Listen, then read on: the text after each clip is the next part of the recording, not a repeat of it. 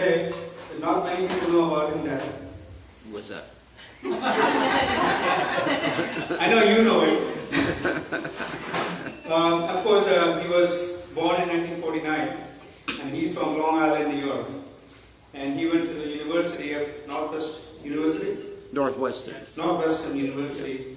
And then he read, while he was in the university, he got Srila Prabhupada's books, and he joined ISKCON in 1971. And then since in 1972, as Srila Prabhupada was pushing extensive book distribution around that time, the Maharaj joined the book distribution party, traveling all over the United States to distribute books. In 1974, he got directly involved in the publication of Srila Prabhupada's books, both in English and in Spanish. And he also went to South America, Central America, Caribbean islands to distribute books on many occasions. In 1978, he got into the lifelong celibacy of lifelong into sannyas in 1978. And then, as you know, in 1982, he built this famous temple in Hillsboro that's in the shape of like a hemisphere. Like a hemisphere, it's especially. What state, Hillsboro? North Carolina. North Carolina. North Carolina, Hillsboro. You go over there, you can find a beautiful temple, a unique ISKCON temple. No other temple is like that. And he used his engineering expertise to construct that temple. In 1982, that he constructed that. And then in 1985, he became GBC, and zones are like Southeast Asia, USA, to all the way to Fiji Islands, and Russia and Siberia, those places, including now his home base is in Govardhan. He has his home base in Govardhan. And we welcome him that he's a GBC for New Orleans also. And he's a spiritual master also, continuing the disciplic succession, going back all the way to Krishna himself, coming down the same Guru Parampara, and continuing the line of lineage, and he had disciples, hundreds of disciples in many centers around the world. So we welcome him. Please welcome His Holiness Sri Krishna Goswami Maharaj. Prabhupada ki jai. Okay, I guess I should say a few words.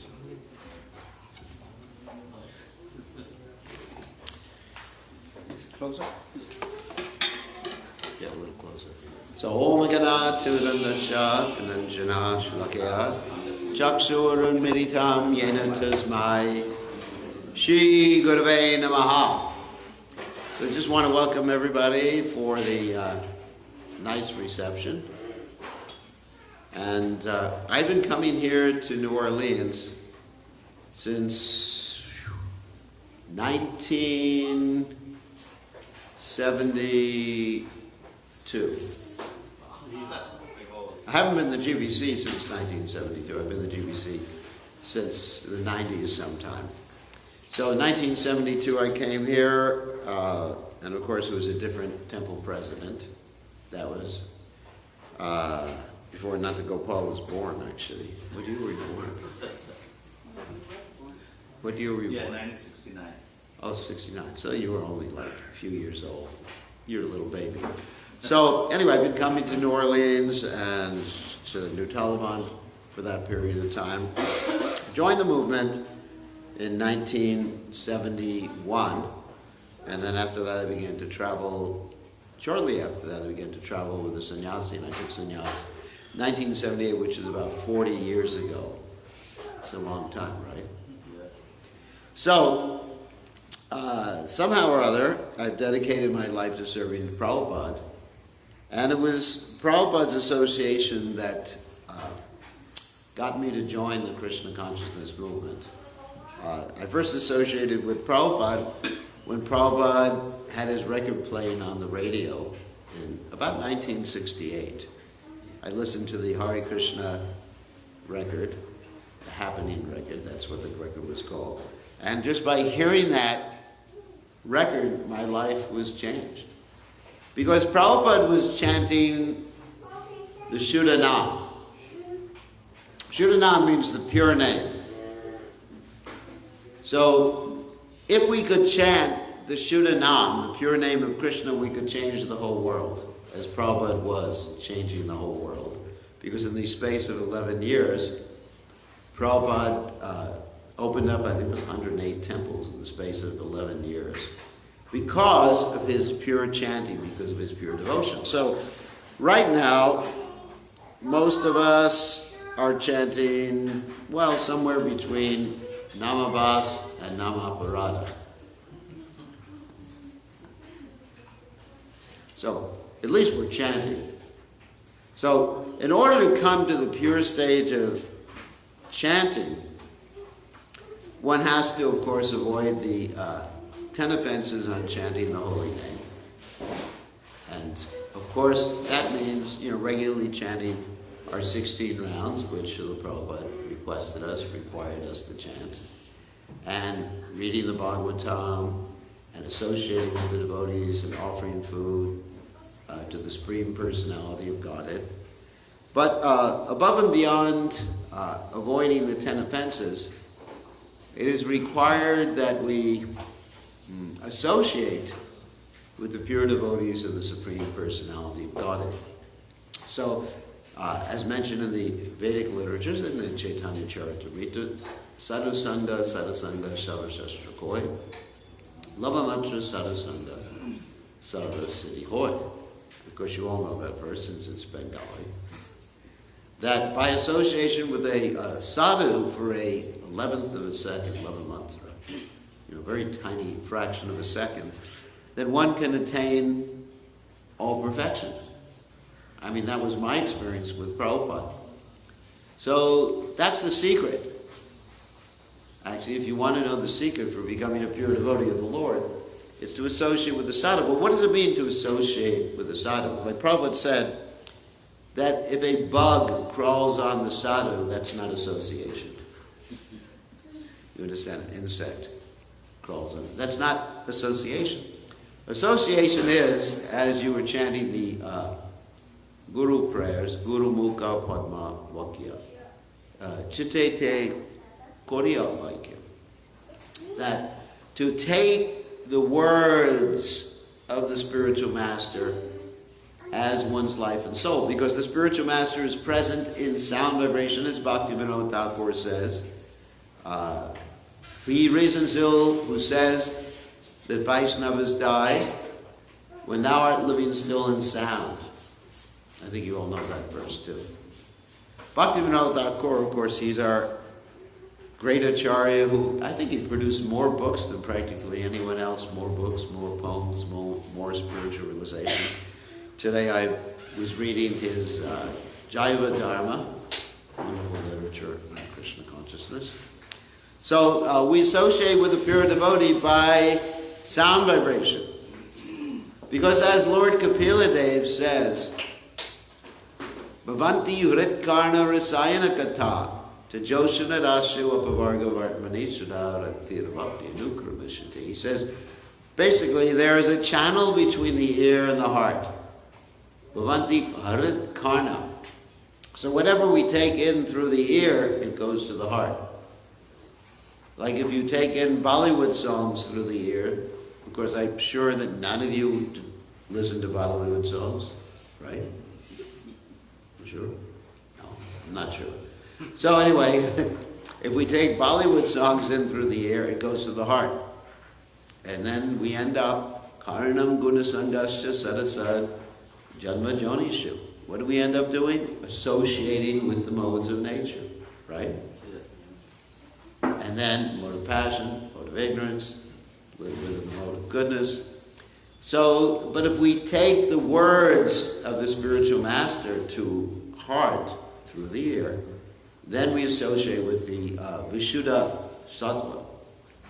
So what does it mean to take the words of the spiritual master?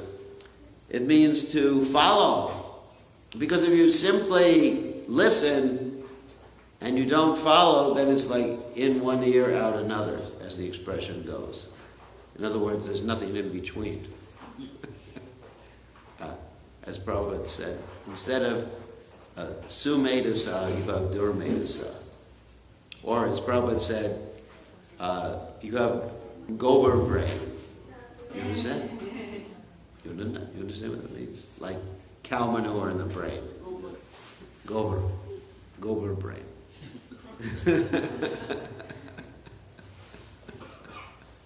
So, we have to take the words as our life and soul, and the service that's described Savit Pani Shrotriyam Brahmanishtam. The bona fide disciple is a servant of a spiritual master. That's Samit Pani, means basically fetching firewood, but means being a servant. Shrotriyam, hearing nicely, and Brahmanishtam, never deviating. Nishta means fixed, or never deviating. So if we take that instruction and act on it and serve the mission of the spiritual master, just like Srila Prabhupada, of course I got initiated by Srila Prabhupada, and Srila Prabhupada passed away in 1977. And when Prabhupada passed away in 1977, I read from his Srimad Bhagavatam, where he said in the 4th canto that when the spiritual master passes away, one should be ready to leave this world with the spiritual master. In other words, like a sati rite. You've all heard of sati rite? Yeah. That means when the husband dies, the lady jumps in the fire. Nowadays they don't allow that anymore. Nowadays the lady throws the husband in the fire while he's still alive, right? That's the blazing fire of material existence, isn't it? Samsara davanali loka chunaya karana gana ganatva. So the sati rite was that the lady was so dedicated to her husband that she couldn't envision living without the husband unless the children were there. And then she had service to the husband. So the husband was represented by the children. Her service to the husband was represented by service to the children. So in the same way, service to the spiritual master is represented by serving his mission. And Srila Prabhupada comments in the 4th canto of Bhagavatam that one who serves the mission of the spiritual master, when the spiritual master passes away, then the super soul becomes manifest before that particular individual. So that's the secret in spiritual life. You know, we all know that. Yasha prasada, bhava prasada, yasha prasada na, kati kato. To serve the mission. So when Prabhupada passed away in 1978, I took sannyas right after, in 77, sorry. I took sannyas in 78 immediately afterwards as a method of dedicating my life to Prabhupada's service. And so now at my age, which is an old age, I'm going around and still helping with the administration of the Krishna Consciousness Movement, visiting you all here. So I'm coming here to serve you all, because you're Prabhupada's grandchildren. One of Prabhupada's children was there.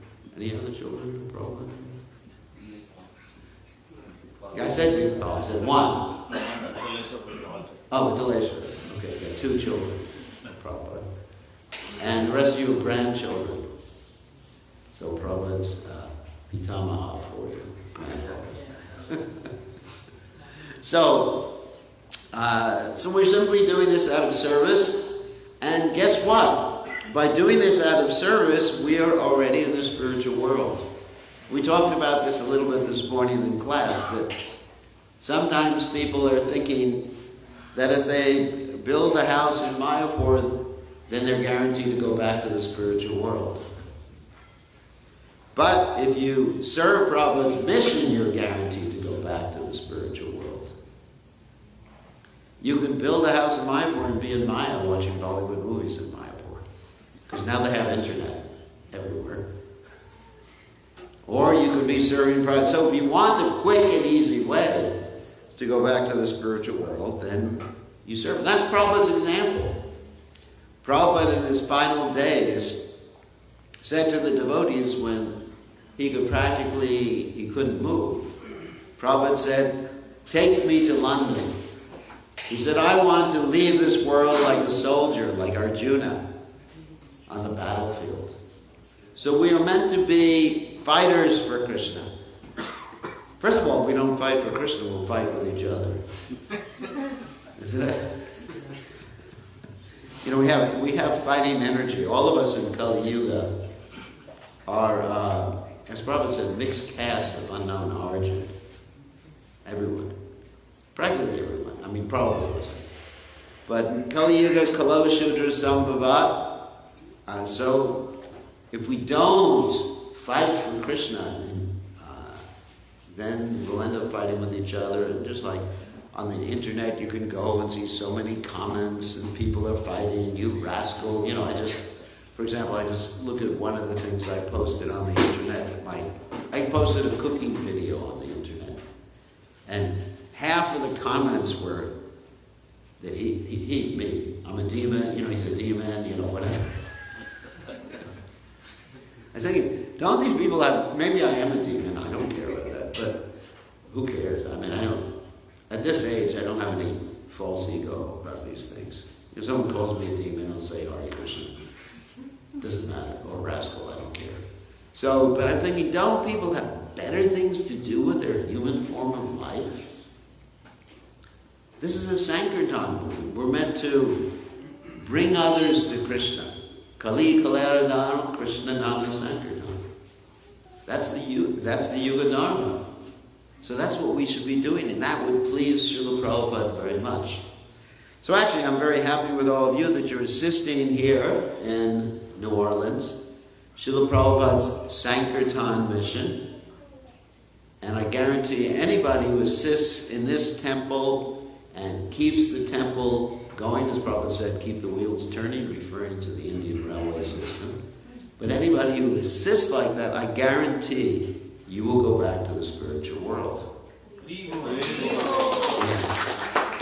I guarantee. I mean, you have my signed statement that you'll go back. Like, Shraddha Deva is helping. He doesn't like me talking about him. He gets very upset. Actually, when I come next time for the Rath Yatra, he's going to take second initiation.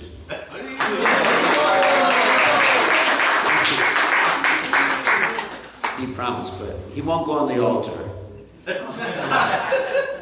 Well, one of the reasons he doesn't take that initiation, because right now all the devotees, they bother him. No one is in the kitchen. Also, go do cooking. No one is to bring the flour for the deities, and he have to run to the airport. Yeah. So he doesn't want you to be bothered, like, you know, okay, no one is doing that. No, he won't. He'll be serving. He's actually dedicating his life to serving Radha Kanta. And especially I guarantee that he's going back to Godhead.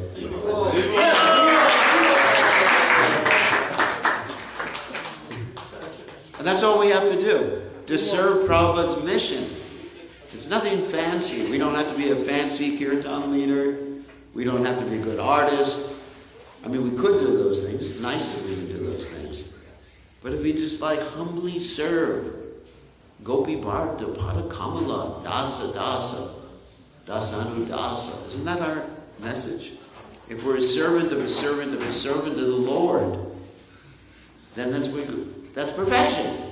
Then we go back to the spiritual world. So, if you can serve this mission here, help Srila Prabhupada, then there'll be unlimited mercy for you. And I'm trying my best, to come to this temple, to New Talavan. I'm in charge of Fiji. I'm in charge of so many other temples, 1,000 disciples.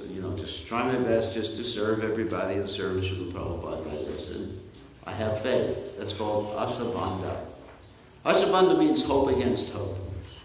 That means we have faith that even if we don't have pure devotional service right now, we will get it by doing the right thing. Shraddha Shabde Vishas Shabde Sudrita Nischa. That's faith. Actually, the word Shraddha is a very interesting word. It doesn't mean just faith. Did you know that?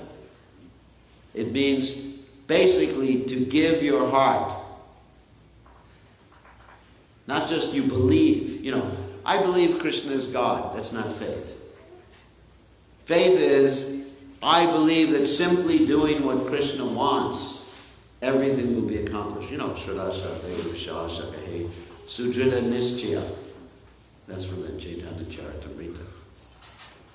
So Shrad, just like your Shraddha. So Shrad is like Rad, Rid, Da, like Shraddha, which heart, give. So you give your heart to Krishna. And then you have that faith, and then once you have faith, then it's very easy to become Krishna conscious. And if you don't have faith, Shraddhana Purusha Dharmashasha Paramdapa Aprapyamam Nivartante Machu Samsara Vartani. So please have that faith in serving Srila Prabhupada's mission, and Prabhupada will be merciful to you, and I'll pray for you, and I'll give you my guarantee that you'll get perfection. So, thank you very much. And just like, Digpal is serving Prabhupada's mission all these years. Even though he has a wife and children, he's just like, come here to serve. His wife is crying all the time. Where is my Digpal? Where is my Digpal? I don't think so. She's happy. And he's thinking, Prabhupada is happy. and he's thinking, I have to serve Krishna. I have to serve Prabhupada. So this is a good example. Perfect example. So, any questions or comments? Yes. I have a couple of questions, Maharaj. Okay. My first question is related to, I was reading one of your book called Realizing... Our empathic nature connected to Krishna. Yeah. Where you, basically the book focuses on the 4 points of observation, and then feeling. Observations, feelings, yeah. And Request. So sometimes what happens is that our need may be multivariate. I mean, our need may depend on other people as well. So what happens when your request is not met because the other person is not ready to satisfy your need? You kill them. No. No. I'm just joking. And he's asking a technical question that I don't know if we should get into here, but I've written a book about devotees having close connections with each other, empathic. Empathic connection means to actually consider paradukkha dukhi, to consider others' feelings, others' happiness to be as important or more important than your own happiness. You know, paradukkha dukhi? I think everybody knows what that means. So, this book is written to help the devotees develop that mood in relationship to each other.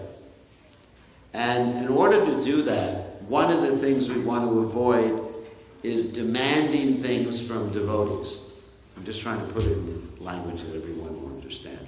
Because when you demand things from people, then they'll either rebel, don't want to do it, or if they do it, they won't do it with the devotional mood. As we know, Rupa Goswami states that in the Bhakti Rasamrita Sindhu, he says, Anyabhilashita shunyam jnana karmana pratamanu kulyena Krishna nushilana bhakti uttamam. One should serve Krishna lovingly with a devotional mode, he says.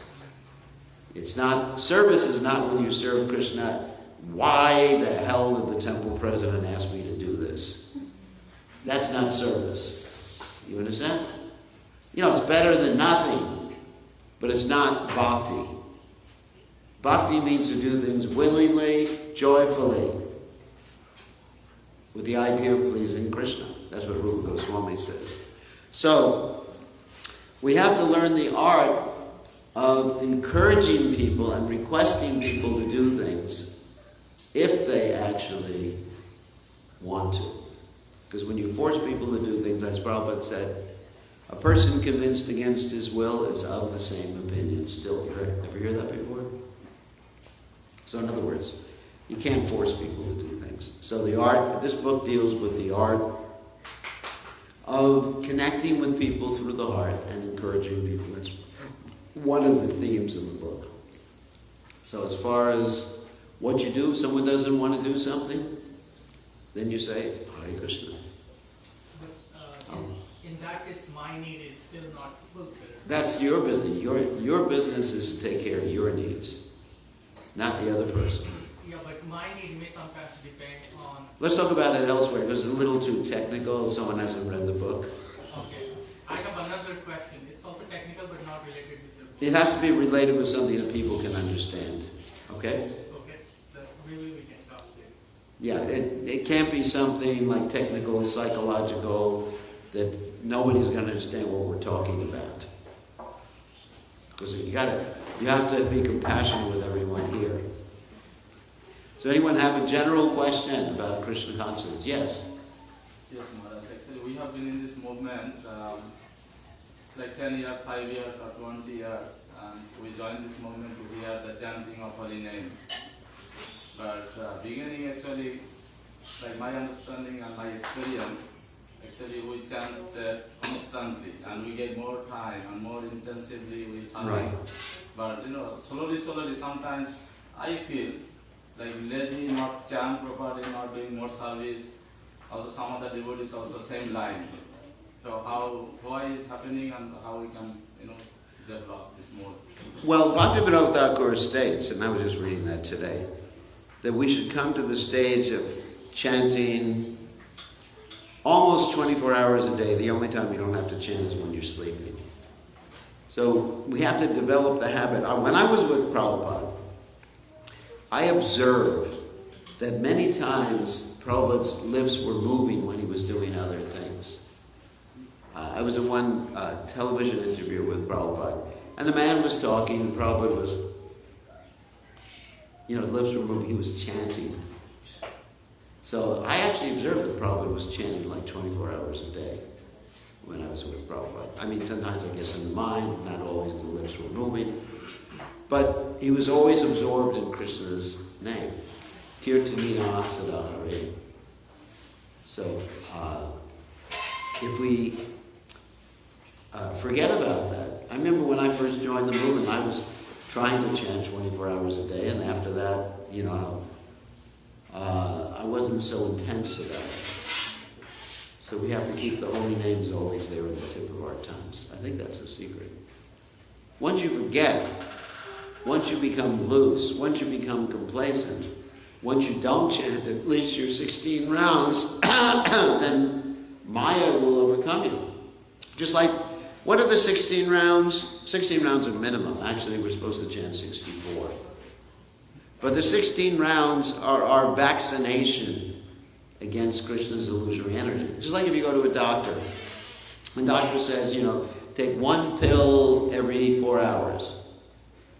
But then you only take one pill every 24 hours. And you come back to the doctor and say, doctor, the pills aren't working. The doctor has given you a prescription. So Krishna and Srila Prabhupada have given us a prescription. The prescription is chanting 64 rounds. And attentively and having good sadhana. I know that most of the devotees here really like to stay awake late at night. I know that because I can hear them. I'm in my room at 2 o'clock in the morning and I can hear, Haribo, Haribo, pass the prasadam, yeah. Where's the bacon? Bacon? Eggplant? You all like fried bacon, right? So I can hear that, and I'm thinking, when are they going to get up? But the nice thing is, when I get up for Mangalarti, before Mangalarti and chant my rounds, everything's quiet. So I can chant my rounds peacefully because everyone's sleeping. So I guess you're doing nice service for me. So, joking aside, it's good. Oh, Hare Krishna, Krishna. So it's good to have good sadhana. I mean, I know most devotees can't wake up early because they have jobs or something like that, but there should be some time when we can put aside where we can chant Krishna's names attentively. Because Bhaktivinoda Thakur states that inattentive chanting is at the root of all the other offenses on chanting the holy name. So we have to put some time aside where we can just have quality time with the holy names. Then you'll be happy.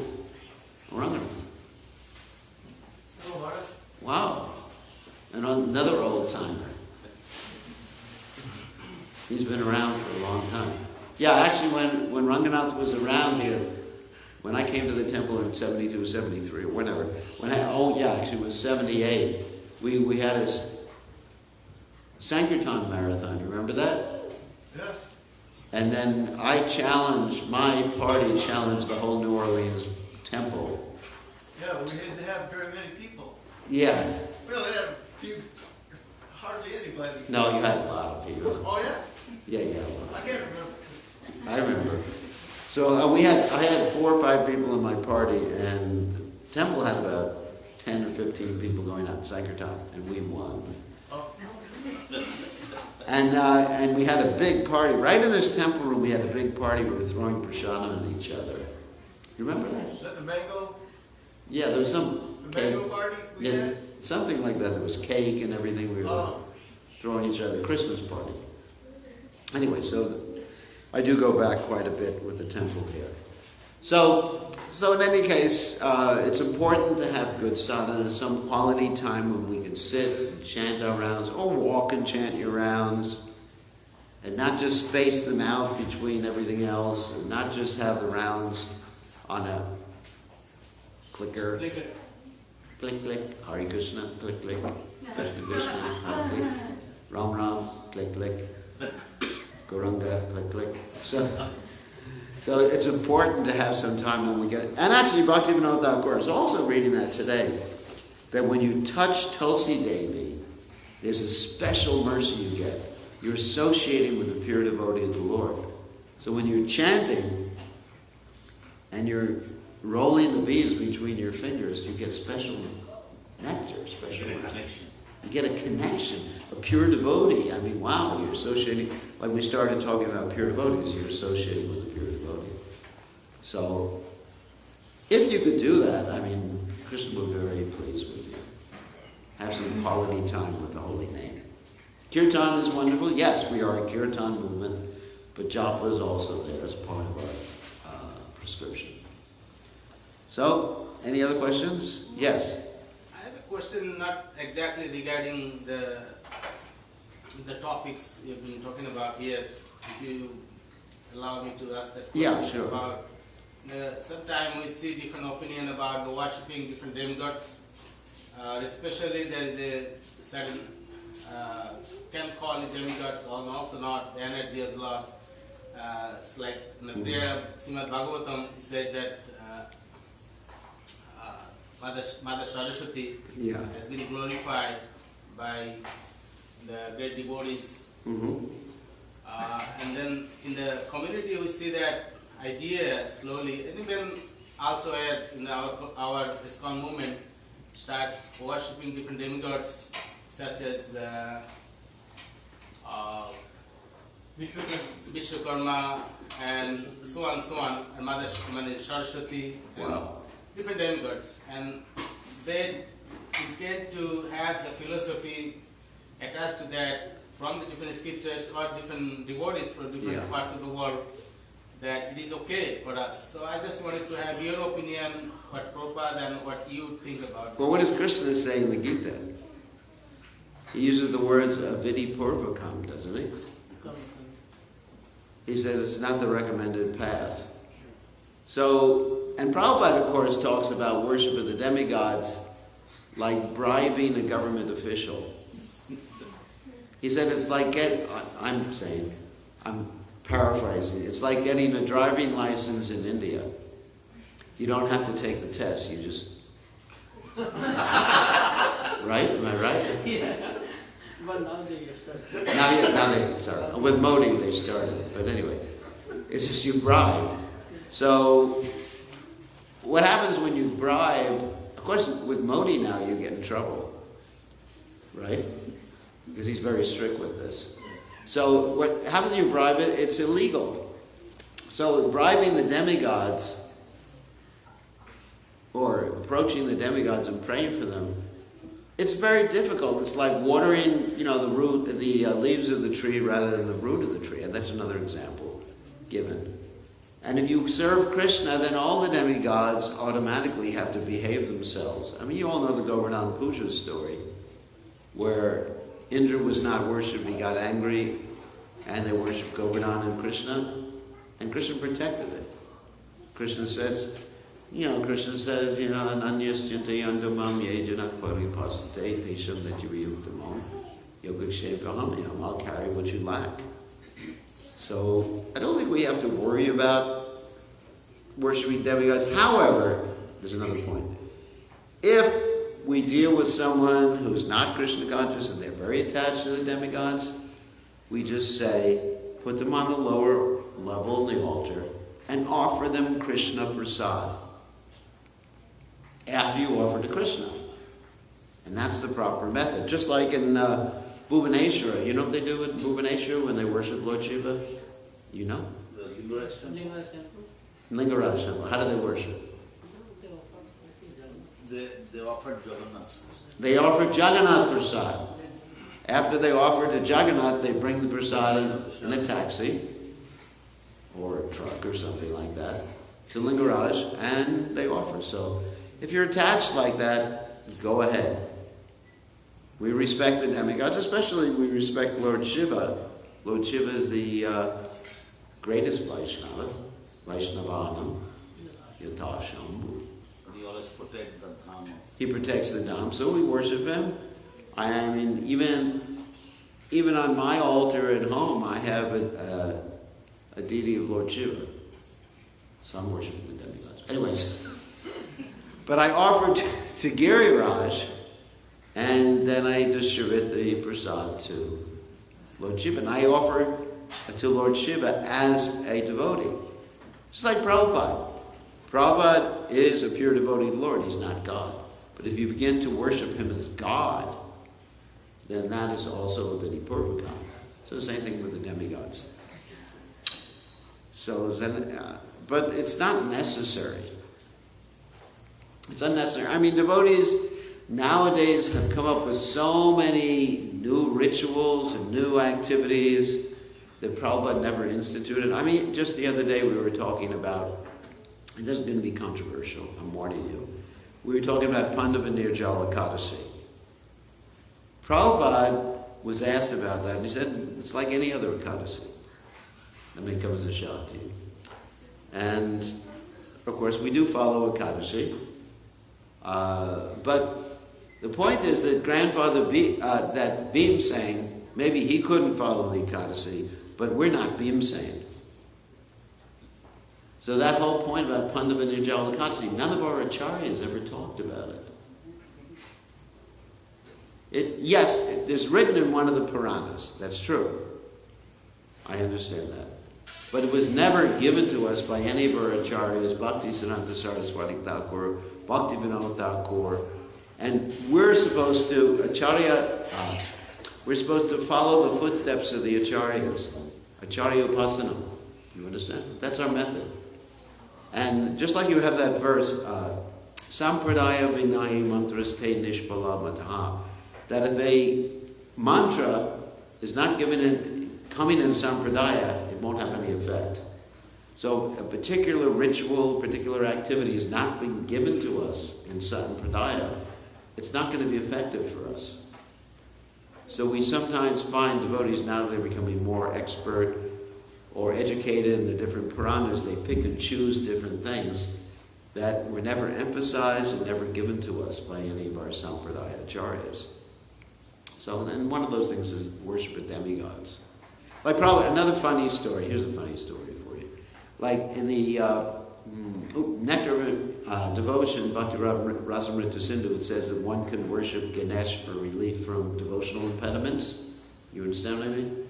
So one devotee was writing Prabhupada. This devotee was collecting money for Prabhupada to help build a temple, or the temple in Vrindavan. So he asked Prabhupada, wrote a letter, Prabhupada, can we worship Ganesh? And Prabhupada wrote back that you can only worship Ganesh if you give me $100,000 a month. That devotee's name was Guru Kripa. Some of you may know that story. And he started giving Prabhupada $100,000 a month. So his puja room for Ganesh was his safe. You know what a safe is? where you keep your money. So I remember, I watched him one time. He opened up his safe and he started chanting all the Ganesh mantras.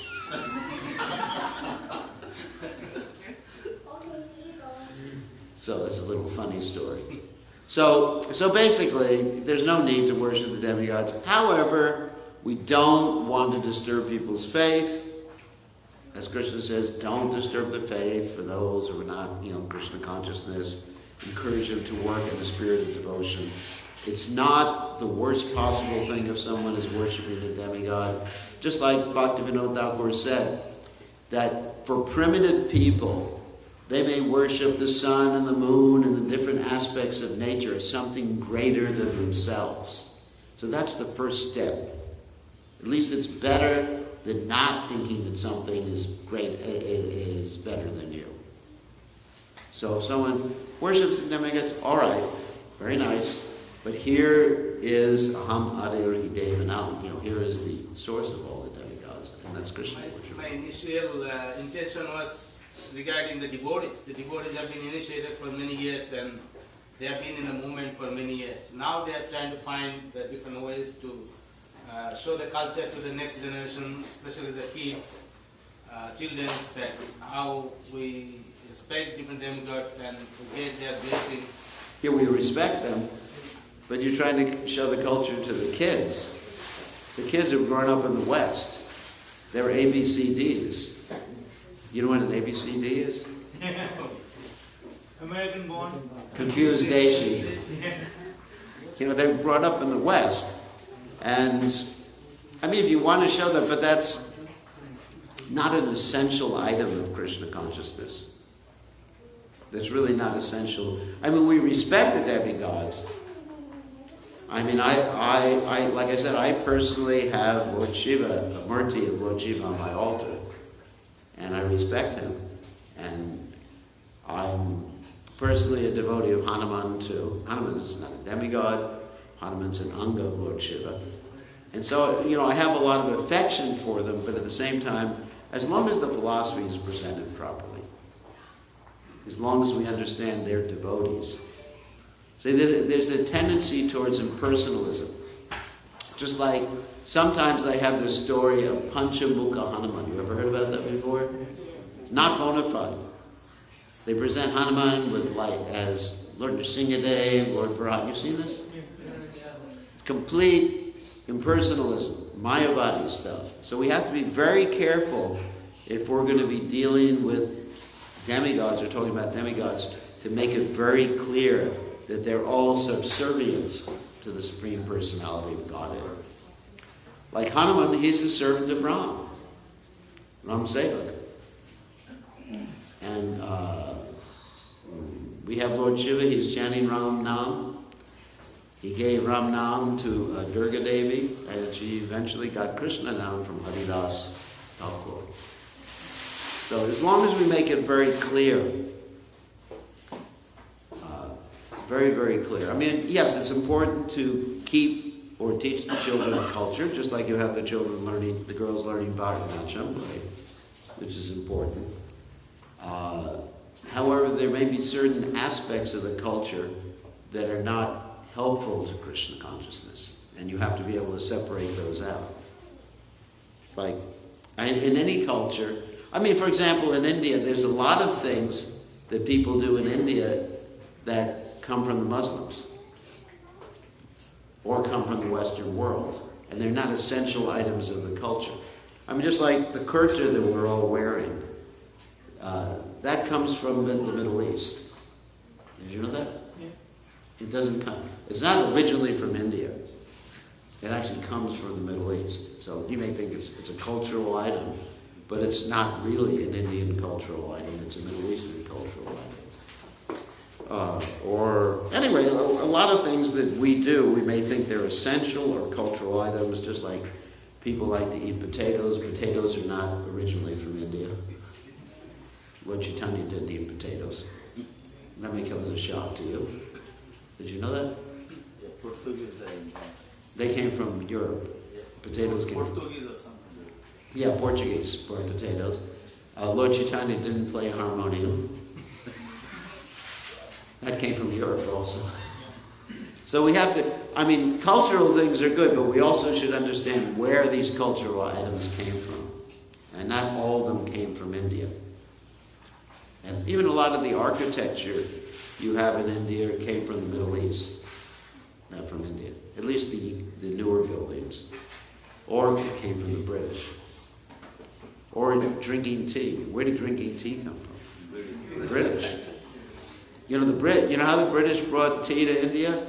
They brought it from China originally. And they gave it out free to everybody. Did you know this? They gave it free. Why did they give it free? Because they wanted to addict people to doing something. It's like a drug dealer. Yeah, Like here in New Orleans, if you go to certain areas of the city, the drug dealers will give you free drugs because they want customers, free sample. So the British were doing that, and people got addicted to tea, and now no one can live without tea. Of course, tea is very nice because when you have a driver who's driving you to Mayapur in the middle of the night, you want them to drink tea. I've been with the taxi driver and they were falling asleep and I said, "You're drinking tea?" And he said, "No, I don't drink tea." I said, "You're drinking tea. And I'm paying for it, whether you like it or not." Yeah, I have to save my life. So anyway, yeah, certain things are cultural. Certain things, we have to see that certain things come from activities that are against Krishna consciousness. Like you have tantric activities, for example. Tantric activities. Left-handed tantra, which is actually the opposite of Krishna consciousness. So you don't want to mix those with Krishna consciousness. You don't want to mix karmakanja activities like Satyanarayan Kata with Krishna consciousness. You have to be careful not to introduce something that interferes with people's Krishna consciousness. Yes, but it's fine. People should understand the demigods. Please don't worship Indra on your altar, though, because he's not a pure devotee. Ganesha's pure devotee. Lord Shiva's a pure devotee. Lord Brahma, I've never seen someone with a deity who has Brahma on their altar. Have you? He's been cursed. He's been cursed. He has only worshipped in one temple in India. So, at least if you're going to have some demigod, make sure they're pure devotees. Okay. Mahaprabhu stated, "Na pujibe devi deva, magibe Krishna bhakti bhar." Don't worship demigods. Yeah. When you see the demigods, you will give obeisances and ask Krishna bhakti. Yeah. Yeah, that's what you do. You ask Krishna bhakti from them. And then, Lord Chaitanya stopped at the Lingaraj temple and he actually offered obeisances too. So it's not that we're against, because one of the offenses is to blaspheme the demigods. You don't want to disrespect the demigods. They're great. Many of them are great devotees. And if you're not Krishna conscious, you get to visit one of the great devotees in your next life, Yamaraj. So any other questions? Yes. Runda. Well, I just wanted to clear something up while you're here, because in the Prashadam room, sometimes devotees are talking and there's things that come on the internet about Krishna West. Yeah. And Hridayananda Maharaj giving lectures. I saw some of those lectures.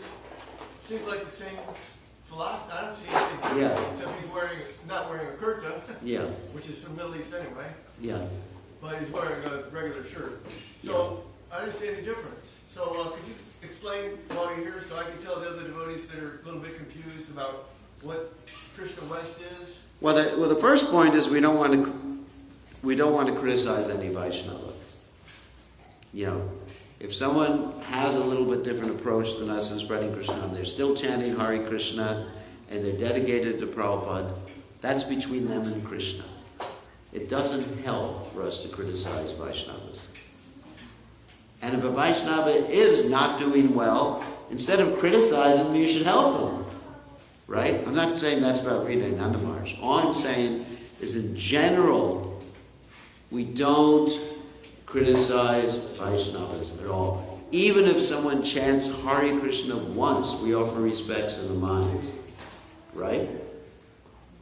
And if someone's initiated and chanting, we offer respects externally. So that's the first point. We talk so much prajalpa. And especially with this internet, it's full of opportunities to talk prajalpa. So as far as Hridayananda Maharaj, he is seeing a great problem in America today. What is the problem? We're not making many Western-bodied devotees. And he's trying his best to try to come up with some strategy to make more Western-bodied devotees. Wouldn't it be nice to have more Western-bodied devotees here in the temple? Because Prabhupada said, it's United Nations in the spiritual world. I mean, New Orleans should have Chinese people here, people from India, people from America, obviously, people from Africa. Everybody should be here just joining hands and chanting Hare Krishna. We don't want to have just New Bengal here. We love everybody. So he's thinking, how can we bring more people in the West to Krishna consciousness? And it's a problem now. We don't have many people. Not in America, nor in Western Europe. In Eastern Europe, yes. Russia, it's a little bit different. China, we're making a lot of devotees. So it's a real it's a problem for the movement, because we're supposed to be an international movement. And he's feeling anxiety. So he's trying to come up with a strategy. That's between him and Krishna, whether that strategy is good or bad. You have to see if it works. Prabhupada came up with different strategies too. Prabhupada did things that his godbrothers criticized him for. One thing Prabhupada did was having men and women live in the temple. Not together, but in different places. His godbrothers said this is nonsense. But Prabhupada said if he didn't do that, he wouldn't have been successful. But Prabhupada made that statement. If he hadn't made that adjustment. Because, the Western people, they're not accustomed to the radical separation between men and women. That's just the nature of the Western people. So Prabhupada made the adjustment, and he was successful, because Prabhupada was always ready to make adjustments in details rather than principles. So the same thing, referring to Hridayananda Maharaj, he's trying to make some adjustments in detail, confirmed by the consul. He's trying to make some adjustments in details rather than the principles. He still chants Hare Krishna, still worships Prabhupada, still offers all his food to Krishna, still preaches, all those other things like that. I mean, you don't have to agree with him, but at least don't criticize. Because if you criticize someone who has dedicated their life to spreading Krishna consciousness, even if they may be doing something different than you actually think is good, then that's one of the offenses on chanting. Jai Shri Shri Radha Radha Kanda, Shri Shri Gauranitai, Jagannath Baladev Subhadra Ki Jai. So, that's important. Don't criticize any Vaishnava. Appreciate the Vaishnavas and help them. If a Vaishnava is having trouble, don't criticize him for having trouble. Help them. We're meant to have loving exchanges, isn't it? Dadati pratigranati guyamakyati prichati mukte vojyate chaiva. Never criticize anyone. Actually, it said that two things should not be done. Criticizing Vaishnavas and also praising. And it said, but praising, you can ignore that injunction. And otherwise, if you're criticizing, you can follow in the footsteps of our great devotee, Ramchandra Puri. You know Ramchandra Puri? He criticized Chaitanya Mahaprabhu. He saw Lord Chaitanya Mahaprabhu eating prasadam. He said, this sannyasi is eating too much. Then Chaitanya Mahaprabhu started to eat very little. And he said, this sannyasi is engaged in dry renunciation. He's eating too little. You couldn't win with Ramchandra Puri. right? There's no way you could win with him. He saw ants on the floor in Lord Chaitanya Mahaprabhu's room. He said, this sannyasi is eating sweetmeats. He criticized his own guru. His guru Madhavendra Puri was getting ready to leave this world, and he was crying out in separation from Krishna. Oh, Krishna, I have not reached Mathura. And then he told his guru, meditate on Brahman, Guru Maharaj. Brahma Bhuta Prasanatman Sochati Nakanshati Samaksardeshu Bhuteshu Mad Bhakti Bhavate Param. And the Guru Maharaj, Madhavendra Puri, said, get the hell out of here.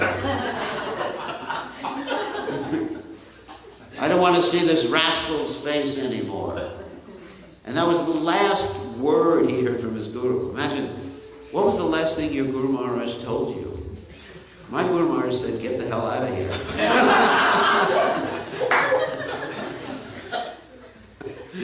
So do we want to be like that? I don't think so. He's testing his guru. No, he's offending his guru. You don't test your guru like that. Like Dilgumani sometimes, Dilgumani went to different planets. Sometimes they are also higher level, but how he can do like this? Because he's a knowledgeable person also. Yeah. With Ramchandra Puri we're doing, not Bill Mangal Thakur. Bill Mangal Thakur is a different story. Chintamani spoke to him. So anyway, so the point is that we should see the good in people. We should be like honeybees. Instead, sometimes we're like flies that look for the stool. Oh, we become so happy when we find fault in someone, isn't it? Oh, Jai, Haribo! We found the spot on the moon. Ecstatic. But we should always praise the Vaishnavas. Fan the spark of devotion. Okay, I think that's it. I want to thank everybody, and thank you all for helping this temple, which is one of the most important temples established by His Divine Grace Srila Prabhupada while he was on the planet.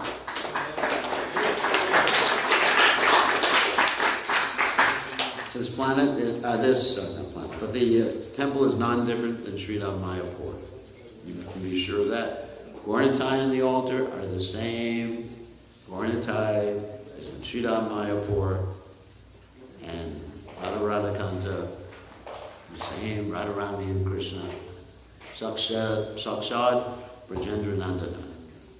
And Lord Jagannath is the same Lord Jagannath as in Jagannath Puri. It's not different. Yeah. There's not two different Lord Jagannaths. If you can't go in the Jagannath Puri temple, which I think soon I'm going to be able to go in, there's a new law passed by the court. Then if you can't go in, you just come here. You see the deities here. It's the same thing. Same person, right? You think there's a different person? So you're very fortunate. Anyway, you're very fortunate. May Krishna bless you. All glories to His Divine Grace. Srila Prabhupada, Srila Prabhupada.